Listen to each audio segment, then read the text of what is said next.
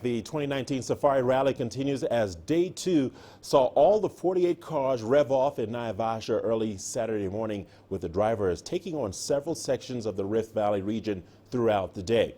CGTN's Mohamed Abubakar has more. The 2019 Safari Rally started off in style, with the flag off taking place at the Mo International Sports Complex on Friday.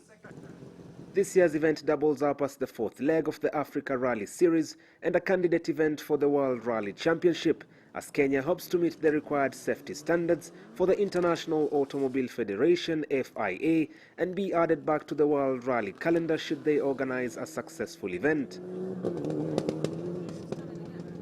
Motorsport fans were treated to a 4.8-kilometer loop from all the 48 drivers in a super special stage before the cars were transported to the main racing location in Naivasha. In the super special stage, it was quite an interesting stage, nice and technical, nice for the crowd to have cars going over and under the bridge and a few jumps. So I think it was a good test for how the cars are going to handle in the long run. The rally entered its second day of the competition on Saturday, and the real test started for all the 48 drivers, who started with a 23.8-kilometer track at the Soy-Sambu Conservancy, 15 kilometers at Elementaita, and 27 kilometers along the Sleeping Warrior Hills, with its stage done twice. Actually, there's a big difference, because when we're doing recce, the road is still good and stuff, but we are the 48th car on road.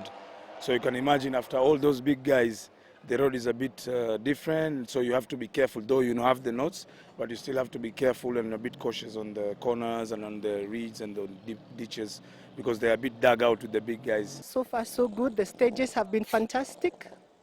Quite twisty, quite very rocky, so very punishing for the cars, but very enjoyable nonetheless. To rally in the middle of the wildlife is definitely amazing. The first few rounds has seen each driver push their close competitors to the limits. Today, I think Reloy Gomez from Zambia would be a tough nut to crack. And then I think Onkarai today has whatever it takes to go all the way. Kaltundo would have been a very good one, but I think the car is not so much well. So I think it's about Baldev Chaga, Onkarai, and Reloy Gomez. It's been pretty impressive so far.